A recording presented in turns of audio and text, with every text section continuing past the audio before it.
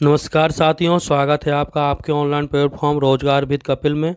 कैसे हैं आप लोग? उम्मीद करते हैं आप लोग अच्छे होंगे और आपकी तैयारी पूर्ण ईमानदारी से चल रही होगी। तो आज हिंदी के टेस्ट में हम लोग महत्वपूर्ण 20 प्रश्नों के पर चर्चा करेंगे, और जो कि कहने को 20 हैं। एक प्रश्न में मैंने एक या दो से अधिक प्रश्नों को समायोजित किया है, और मेरे द्वारा दी गई व्याख्या को शामिल करके 20 प्रश्न कम से कम 50 प्रश्नों के बराबर होंगे। और ये जो प्रश्न हैं वो किसी न किसी एग्ज़ाम में आए हुए हैं या आने की प्रबल संभावना है। उन्हीं प्रश्नों को मेरे द्वारा यहाँ पर समायोजित किया गया है, शामिल किया गया है। तो आप इसको अंत तक बने रहें और सभी प्रश्नों को अटेम्प्ट करें, और कमेंट में बताएं कि आपके द्वारा कितने प्रश्नों को सही किया गया है। आप प्रत्येक प्रश्न का आंसर स्वयं गैस करें, और अगर गैस करने में आपको समय लग रहा है तो वीडियो को पुश करें और फिर अपने आंसर को मिलाएं और कमेंट में ज़रूर बताएं। दोस्तों, ये बहुत ही महत्वपूर्ण प्रश्न हैं जो कि एग्ज़ाम में आने की प्रबल संभावना है। एक भी प्रश्न को न छोड़ें। चलिए हम लोग स्टार्ट करते हैं। तो हम लोग शुरू करते हैं। पहला प्रश्न, निम्न में से ऊष्म व्यंजन कौन सा है? तो ऊष्म व्यंजन क्या होते हैं? जिन व्यंजनों के उच्चारण में ध्वनि या वायु किसी भी भाग से संघर्ष या घर्षण करते हुए निकले या और ऊष्मा उत्पन्न करे, उसे ऊष्म या संघर्षी व्यंजन कहते हैं। तो सा हा को हम ऊष्म या संघर्षी व्यंजन कहते हैं। व्यंजन कहते हैं। यारा ला को हम अंतस्थ व्यंजन कहते हैं। व्यंजन कहते हैं। और छत्रज्ञा उसरा को हम लोग संयुक्त व्यंजन कहते हैं, क्योंकि हमने पिछली क्लास में बताया था कि ये दो वर्णों के संयोग से बनते हैं युक्त व्यंजन। और चा छा जा झा को हम लोग स्पर्शी व्यंजन कहते हैं। का से लेके माँ तक में सभी 25 व्यंजन जो होते हैं उन्हें स्पर्शी व्यंजन कहते हैं। तो इस प्रश्न का आंसर हमारा क्या होगा? साहा ऊष्म या संघर्षी व्यंजन कहते हैं। चलिए अगला प्रश्न, निष्कपट का संधि विच्छेद क्या होगा? निष्कपट का संधि विच्छेद क्या होगा? तो नीह धन कपट होगा। इसमें कौन सी विसर्ग संधि है? कौन सी है? विसर्ग संधि है। चलिए अगला प्रश्न, अति युक्ति शब्द में संधि होगी। अतियुक्ति शब्द में कौन सी संधि होगी? तो यह आपको बताना है। अतियुक्ति का संधि विच्छेद क्या होगा? अति धन उक्ति। ई के बाद कोई असमान स्वर आए तो ई प्लस ऊ मीन्स, तो यहाँ का या हो जाएगा, मीन्स इसमें कौन सी है? यण संधि है। यण संधि में क्या होता है? ई या ई, ऊ या ऊ, और ऋ के बाद कोई असमान स्वर आए तो ई या ई का या, और ऊ का वा, और ऋ का आधा रा हो जाता है। तो इसमें कौन सी है? यण संधि है।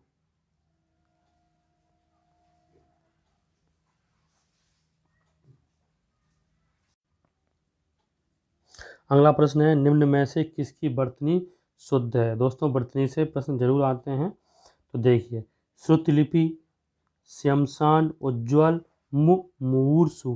तो श्यमसान की जो वर्तनी है वो सही है। श्रुतलिपि की वर्तनी क्या होती है? श्रुतलिपि। श्रुतिलिपि नहीं, श्रुतलिपि होती है। उज्ज्वल में दोनों जा आधे होते हैं। उज्ज्वल। मुमूर्षु में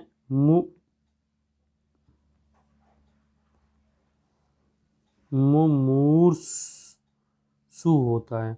तो ये आपको याद रखना है, बहुत ही इम्पोर्टेंट वर्तनी है। ये अक्सर एग्जाम्स में इन्हीं में से पूछा जाता है। और उज्ज्वल तो बहुत ही उज्ज्वल मुमूर्षु कई बार पूछा गया है, आपको याद रखना है। शुद्ध वर्तनी क्या होगी, इसमें भी शुद्ध वर्तनी पूछ रहा है, बताइए। अनाधिकार गलत है, ये होता है अनधिकार। अहिल्या नहीं अहल्या होता है। दोस्तों लोग बहुत अनाधिकार और अहल्या में बहुत गलती करते हैं, इसलिए मेरे द्वारा इन्हें समायोजित किया गया है। आपको ध्यान रखना है, अंतर ध्यान नहीं अंतर्धान होता है। उपर्युक्त की वर्तनी बिल्कुल सही है। तो अनाधिकार अहिल्या अंतर्धान। ये तो अपना अगला प्रश्न है, संप्रदान कारक का विभक्ति चिन्ह क्या होगा। तो संप्रदान कारक का विभक्ति चिन्ह आपको बताना है। कारक का विभक्ति चिन्ह अक्सर एग्जाम से पूछा जाता है, तो आपको सभी कारक का विभक्ति चिन्ह याद रखना है। संप्रदान कारक का क्या होता है, के लिए। ने किसका होता है, कर्ता कारक का। और से या के द्वारा किसका होता है, करण कारक का। और अगर से अलग होने के अर्थ में होगा तो अपादान कारक का हो जाएगा। में और पर किसका होता है, अधिकरण का।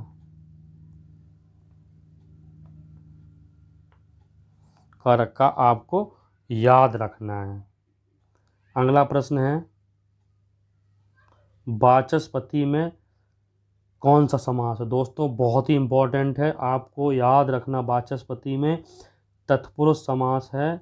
और कुछ शब्द ऐसे होते हैं जिनमें तत्पुरुष समास के उनमें विभक्ति का लोप नहीं होता है, उनमें अलुक तत्पुरुष समास होता है। अगर तत्पुरुष समास के जब हम लोग भेद पढ़ेंगे तो अलुक तत्पुरुष समास होता है। जैसे वाचस्पति हो गया, युधिष्ठिर हो गया, आत्मनेपद हो गया, परस्मय पद हो गया। इन सभी में विभक्ति का लोप नहीं हुआ। यहाँ अलुक तत्पुरुष समास और अगर अलुक तत्पुरुष समास नहीं होगा तो तत्पुरुष समास है। ये बहुत ही महत्वपूर्ण है, इनको याद रखना है। चलिए अगला प्रश्न, निम्नलिखित में से किसमें कर्मधारय समास है। तो कर्मधारय समास में हमने आपको बताया था विशेषण और विशेष का संबंध होता है। पहला शब्द विशेषण और दूसरा शब्द विशेष होता है, कुछ परिस्थिति में अलग होता है, वो अलग बात। तो प्रिय सखा, कामचोर, आजन्म, सापरवाह। प्रिय सखा में कर्मधारय समास है। प्रिय सखा का समास विग्रह क्या होगा, प्रिय है जो सखा, मीन्स यहाँ पे कर्मधारय समास होगा। इसमें विशेषण विशेषण और विशेष का संबंध होता है। कामचोर, काम से चोर, काम से चोर, यहाँ पे कौन सा होगा, तत्पुरुष समास। आजन्म, आ क्या है, अव्यय है, तो यहाँ पे अव्ययी भाव समास। सापरिवार, जो परिवार के साथ हो, तो यहाँ पे कौन सा होगा, बहुब्रीहि समास। आपको याद रखना है। चलिए दोस्तों, मेरे द्वारा अगर आपको लग रहा हो कि जो टेस्ट में जो क्वेश्चन को समायोजित किया गया या शामिल किया गया वो इम्पोर्टेंट हैं और उनको शामिल करने में मेरे द्वारा मेहनत की गई है, तो आप सेशन को लाइक करें। और आपको लगे कि ये प्रश्न महत्वपूर्ण हैं जो आपकी किसी एग्ज़ाम में सहायता कर सकते हैं, तो आप अपने दोस्तों और छोटे भाई बहनों के बीच में शेयर करें, जिससे इसका लाभ वो लोग भी ले सकें। और आप अपना स्कोर कमेंट बॉक्स में ज़रूर बताएं, जिस आपके कमेंट का मुझे इंतज़ार रहता है। और मुझे बहुत खुशी होती है कि आप अपना स्कोर कमेंट बॉक्स में करते हैं। और आपका कोई भी प्रश्न हो वो भी कमेंट बॉक्स में कमेंट करें, मैं उसका उत्तर अगले वीडियो में ज़रूर दूंगा। तो चलिए, कुंभिल किसका पर्यायवाची है, कुंभिल चोर का पर्यायवाची। चोर के अन्य पर्यायवाची क्या होते हैं,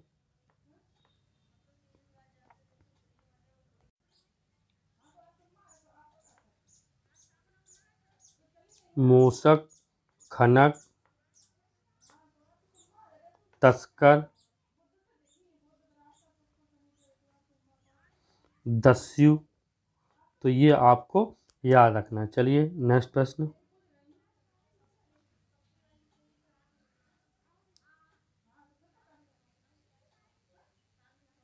जिसके हृदय में ममता नहीं हो, वाक्यांश के लिए एक शब्द होगा। तो क्या होगा दोस्तों? ममताहीन नहीं, ममता रहित नहीं, नीरमय नहीं, निर्मम। जिसके हृदय में ममता नहीं हो के लिए एक शब्द होगा, निर्मम। चलिए अगला प्रश्न देखते हैं दोस्तों। कबीरदास की भाषा कौन सी है? तो कबीरदास की भाषा कौन सी है?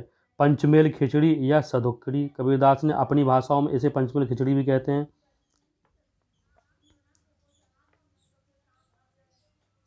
खिचड़ी। कबीरदास में अपनी भाषा में फारसी, अरबी, पंजाबी, बुंदेलखंडी, खड़ी बोली सभी भाषाओं का यूज किया गया है, तो इसलिए इनकी भाषा को पंचमेल खिचड़ी या सदुक्कड़ी कहते हैं। दोस्तों आप अपने आंसर को गैस करते रहा करें, और अगर गैस करने में समय लग रहा है तो वीडियो को पॉज करके गैस जरूर किया करें, और अपने मेरे द्वारा दिए गए आंसर से उसको चेक करें, मिलाएं, और कमेंट में ज़रूर बताएं कि आपके कितने प्रश्न सही हुए हैं। जिस पर आक्रमण किया गया हो उसके लिए एक शब्द क्या होगा? आक्रामक गलत, आक्रांत, अनाक्रांत, आक्रमिक गलत, अनाक्रांत गलत। तो क्या होगा? आक्रांत। जिस पर आक्रमण किया गया हो तो उसके लिए एक शब्द आक्रांत, जिस पर आक्रमण ना किया गया हो उसके लिए एक शब्द आक्रमण ना किया गया हो, आक्रमण ना किया गया हो उसके लिए अनाक्रांत। तो ये आपको याद रखना है।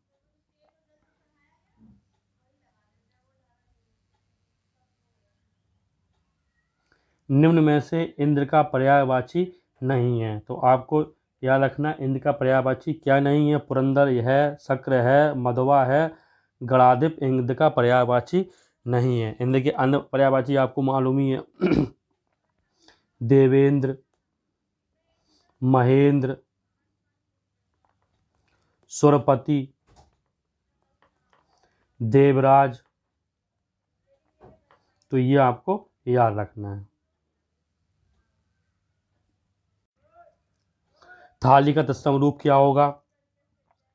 थयाली, थालिका, थाली, स्थाली। थाली का दोस्तों तत्सम रूप स्थाली होता है। निम्न में से तत्सम पहचानो। तो आपको तत्सम पहचानना, कोयल, लाख, भीतर, कुक्कुर। तो कुक्कुर क्या है? कुक्कुर तत्सम शब्द है। इसका तद्भव क्या है? कुत्ता। कुत्ता को हम लोग कुक्कुर कहते हैं। कोयल, कोयल तद्भव शब्द है। इसका तत्सम क्या होगा? कोकिल। लाख का क्या होता है? लक्ष्य। भीतर का अभ्यंतर। दोस्तों एक और याद करिए आप, करोड़ का, करोड़ का तत्सम क्या होगा? कोटि। आपको याद रखना है। चलिए अगला प्रश्न है, अधा का विलोम होगा। अधा या अधो का विलोम क्या हो गया? तो प्रश्न में हम लोग देते हैं अधोलिखित। तो अधोलिखित का ऊपर लिखित। अधोलिखित मीन्स नीचे दिए गए, ऊपर मीन्स ऊपर। तो अधा का विलोम क्या होगा? ऊपरी। पूर्ण का तो आपको मालूम ही, अपूर्ण। समाप्त का प्रारंभ, खत्म का शुरू। चलिए नेक्स्ट प्रश्न।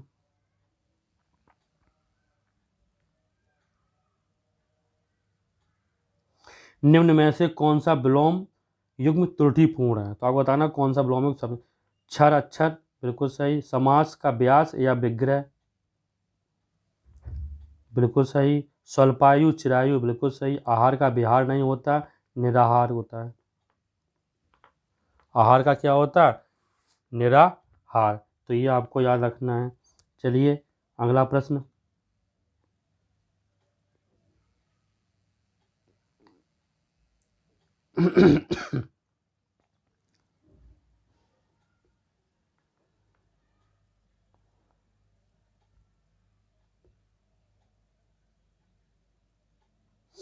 यह मनोरम दृश्य देख के मैं दंग रह गया, कोई त्रुटि नहीं।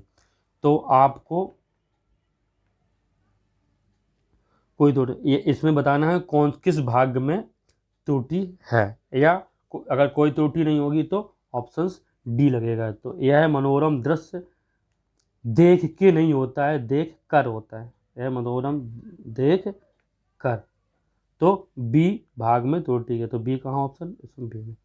यह मनोरम दृश्य देख कर मैं दंग रह गया, मिस त्रुटि कहाँ है, देख के नहीं, देख कर, देख कर, तो त्रुटि यहाँ है। आपको याद रखना, इस प्रकार के प्रश्न परीक्षाओं में पूछे जाते हैं। ठन ठन गोपाल मुहावरे का अर्थ क्या होगा? तो आपको मालूम ही है, पुराने लोग कह रहे थे ये तो ठन ठन गोपाल है। ठन ठन गोपाल मीन्स बिल्कुल कंगाल, कुछ भी नहीं है उसके पास। तो आपको याद रखना है। तो इस सेशन का या इस टेस्ट का अंतिम प्रश्न, ईश्वर की कृपा से मूक भी ब्लैंक प्लेस हो सकता है, बधिर नहीं, पंगु नहीं, बाचाल। मीन्स मूक मीन्स क्या होता है, जो बोल नहीं पाता, और बाचाल मीन्स अत्यधिक बोलने वाला। अगर ऊपर वाले की कृपा हो जाए तो जो नहीं बोल पाता वो बोलने लगेगा, जो अंधा अंधा नहीं होगा तो अंधा हो जाएगा, और अंधा होगा तो उसकी दृष्टि आ जाएगी, तो मूक भी बाचाल हो जाएगा। ईश्वर की कृपा जिस पे हो जाए तो बस वो उसके लिए सब कुछ संभव है। तो दोस्तों, आज का सेशन आपको कैसा लगा?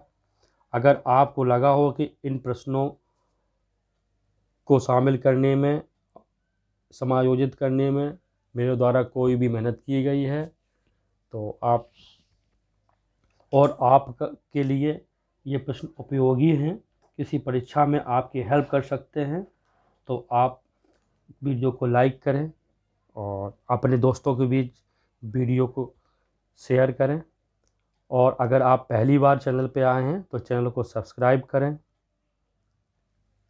और अगर आप चाहे, आपको कोई भी प्रश्न का जवाब चाहिए तो आप वीडियो के कमेंट में कमेंट करें, और ये भी कमेंट करें कि आपके द्वारा कितने प्रश्न सही किए गए हैं। तो आपके कमेंटों का मुझे इंतज़ार रहेगा। और वीडियो देखने के लिए बहुत बहुत धन्यवाद। ये प्रश्न समान रूप से एसएससी जीडी और जिन परीक्षाओं में हिंदी एक विषय के रूप में आती है, अति महत्वपूर्ण है। आप एग्ज़ाम देने जाएंगे, आपको यहीं से प्रश्न मिलेंगे, तब आप बोलेंगे कि हाँ, आपने जो प्रश्न कराए थे वो महत्वपूर्ण थे। तो आप एक भी प्रश्न को ना छोड़ें। धन्यवाद।